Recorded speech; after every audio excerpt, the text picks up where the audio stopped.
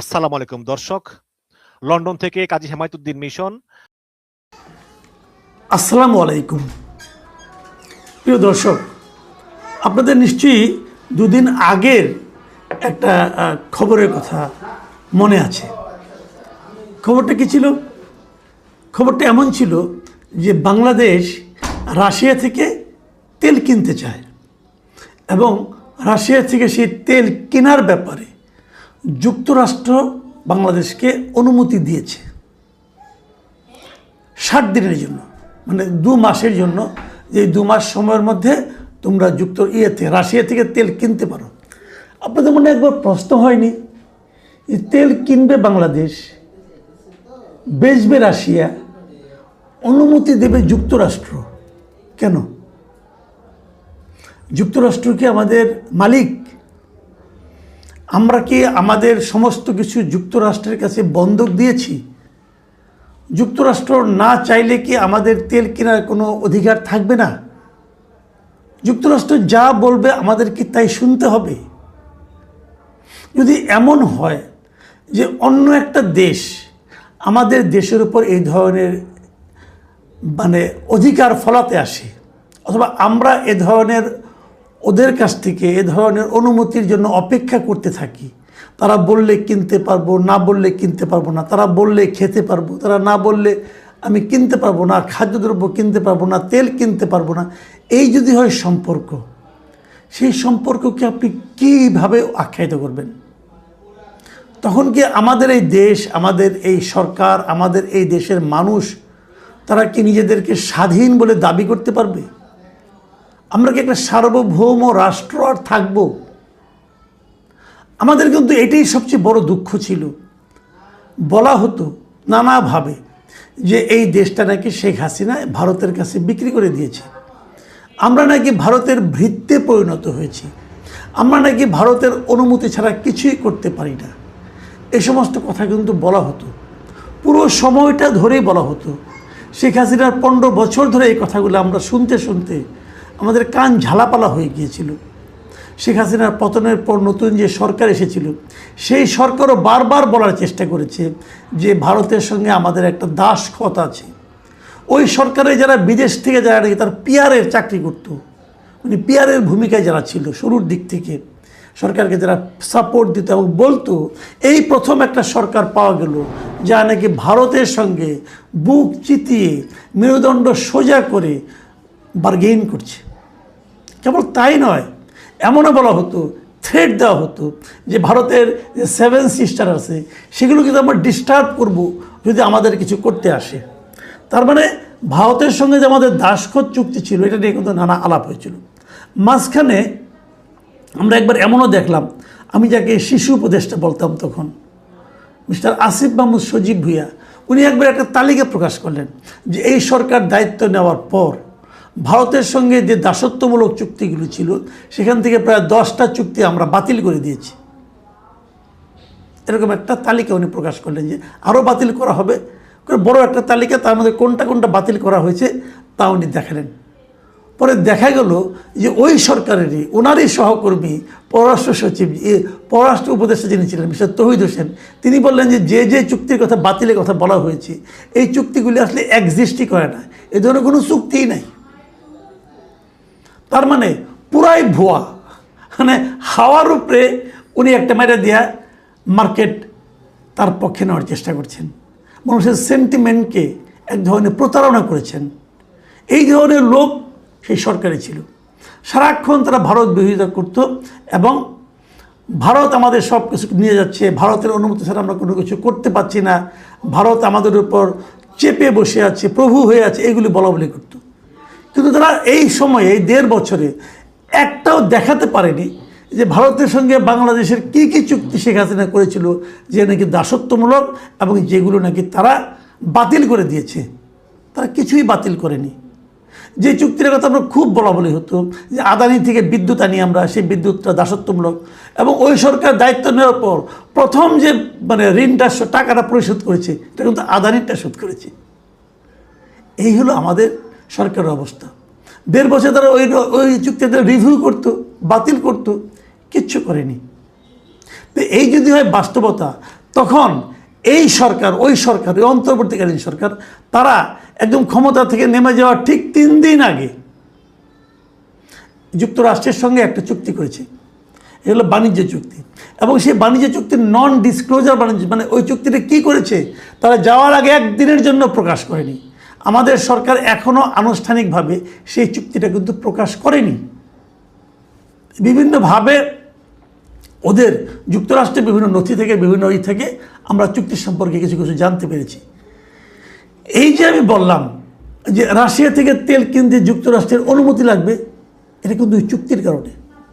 যে চুক্তিটা এই অন্তর্বর্তীকালীন সরকার, যা নাকি বুক চিতিয়ে ভারতের বিরুদ্ধে যুদ্ধ করতে চায়, এবং যা নাকি বলতে চায় ভারত আমাদের দাসত্বর মধ্যে আবদ্ধ করেছিল, দাসত্ব চুক্তি ভারতের সঙ্গে শেখ হাসিনা করেছিল, যে চুক্তির একটাও তারা বাতিল করতে পারেনি অথবা দেখাতেও পারেনি কোন চুক্তিগুলো, এবং বাতিলের নামে যেগুলো তারা বলেছিল সেগুলো পুরো ভুয়া ছিল, এবং তাদের লোকজনই বলছে এরকম কোনো চুক্তি নাই। সেই সরকার যুক্তরাষ্ট্রের সঙ্গে যে চুক্তিটা করেছে, সেই চুক্তির থাকার কারণে আমি এখন অন্য কোনো দেশ থেকে কোনো পণ্য কিনতে হলে যুক্তরাষ্ট্রের অনুমতি লাগবে। এর চেয়ে বড় দাসত্বের শৃঙ্খলে এই জাতি, এই দেশ অতীতে কখনো পড়েছিল এটা আমার জানা নেই। এবং এই দাসত্বে কে ফেলে গেল? আমাদের অন্তর্বর্তীকালীন সরকার। সেই চুক্তি যুক্তরাষ্ট্রে স্বাক্ষরিত হয়েছিল, এবং সেই চুক্তিতে কী কী আছে আমি একটু আপনাদেরকে পড়ে শোনাতে চাই। দেখুন, এই চুক্তিতে বড় দাগে যেগুলো আছে মোটামুটি কয়েকটা আমি বলি। যে বাংলাদেশকে যুক্তরাষ্ট্র থেকে 14টি বোয়িং উড়োজাহাজ কিনতে হবে।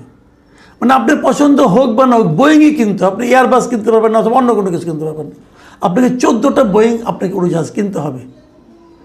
ওরা যে দাম বলবে সেই দামে কিনতে হবে।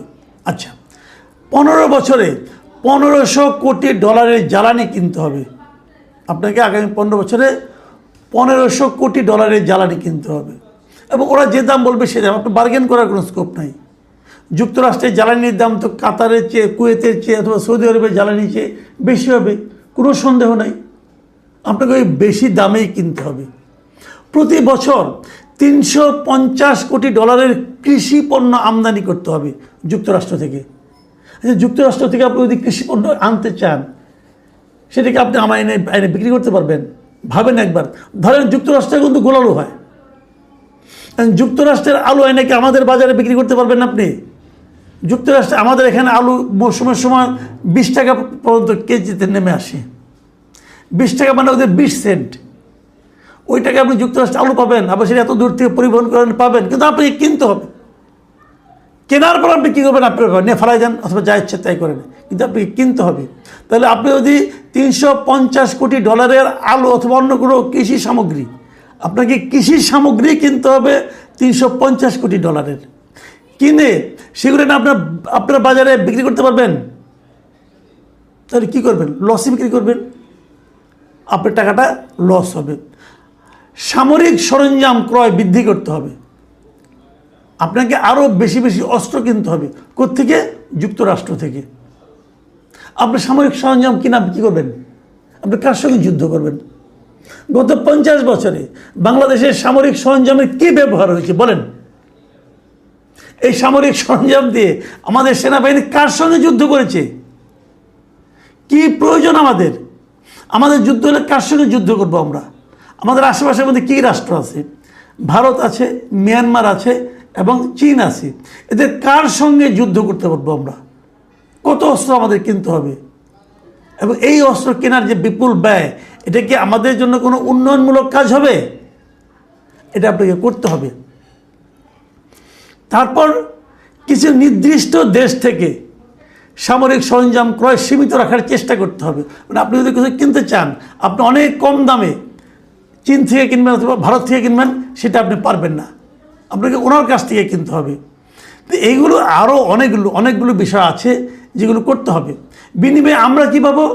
আমরা পাবো হলো যে বাংলাদেশের পণ্য পাল্টা শুল্ক 20% থেকে 19% কমিয়ে আনা হবে। আগে 20% ছিল, এটা কমিয়ে 1% মাত্র কমবে। আমাদের পণ্য যেগুলো আমরা পাঠাই, আমরা কী পরিমাণ পণ্য পাঠাই ওখানে?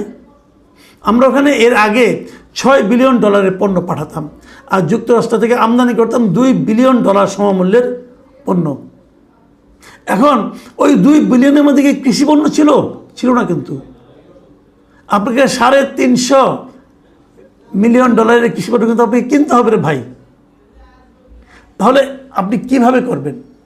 আর আপনাকে আরেকটা বড় জিনিস আপনাকে মাথায় রাখতে হবে যে এই চুক্তিতে যদি আপনি করেন তাহলে আপনি বিদেশের কাছ থেকে কোনো কিছু কিনতে পারবেন না, কিন্তু হলে যুক্তরাষ্ট্রের অনুমতি লাগবে।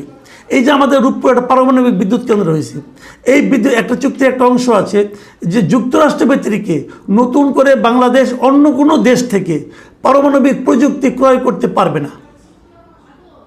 তার মানে আমার যে রূপপুরের যে পারমাণবিক চুল্লি আছে, যেটা পারমাণবিক উৎপাদন আমরা করব বিদ্যুৎ আগামী বছর থেকে শুরু হওয়ার কথা, সেখানে তো আমরা পুরো জিনিসটাই তো আমরা রাশিয়ার থেকে কিনেছি, ওর কাঁচামালও রাশিয়ার থেকে আসবে, তাহলে ওটা তো আমি যুক্তরাষ্ট্র না বললে কিনতে পারবো না।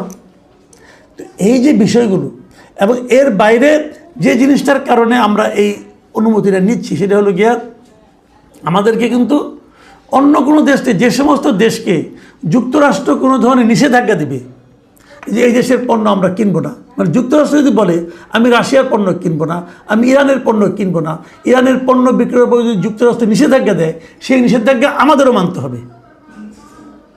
আমরা তাহলে যুক্তরাষ্ট্র যদি রাশিয়ার তেল কেনার উপর নিষেধাজ্ঞা ছিল, অতএব আমরাও কিনতে পারবো না, এবং আমরা কিনতে হলে যুক্তরাষ্ট্রের কাছ থেকে পারমিশন নিতে হবে, এবং যে পারমিশনটা ওরা এবার আমাদের 9 জুন পর্যন্ত দিয়েছে। ইন্টারেস্টিং হলো এর সময় মধ্যে কিন্তু আমাদের কোনো পণ্য রাশিয়া থেকে আমরা কিন্তু তেল কিনতেছি না, আমরা কিনতেছি না, কিন্তু তারা পারমিশন দিয়ে রাখছে, তারা ইচ্ছা দিবে পারমিশন।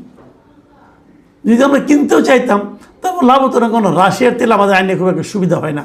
যাই হোক, এই যে বিষয়গুলো, এখন প্রশ্ন হলো এই ধরনের একটা চুক্তি অন্তর্বর্তীকালীন সরকার কেন করলো, কার মাধ্যমে করলো, কার স্বার্থে করলো? এটা স্পষ্ট আমি মনে করি এটা নিয়ে সংসদে আলোচনা হওয়া উচিত ছিল।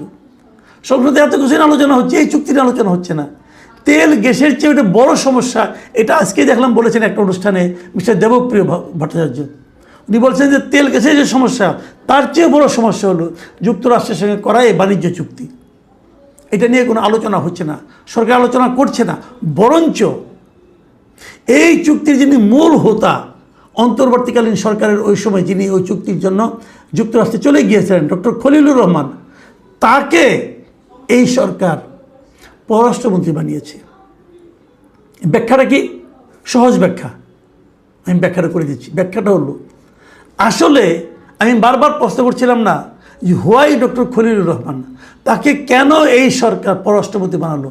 কারণ এই একটাই, তাকে যুক্তরাষ্ট্র বসিয়েছে, অথবা সে যুক্তরাষ্ট্রকে বলিয়েছে যে আপনারা আমাকে সরকারের মধ্যে রাখেন, তাহলে আপনাদের এই চুক্তিগুলি যাতে নাকি নষ্ট না হয়, ভেঙে ফেলতে না পারে, চুক্তিগুলি বাতিল করতে না পারে, সেই কাজটা আমি করে দেব।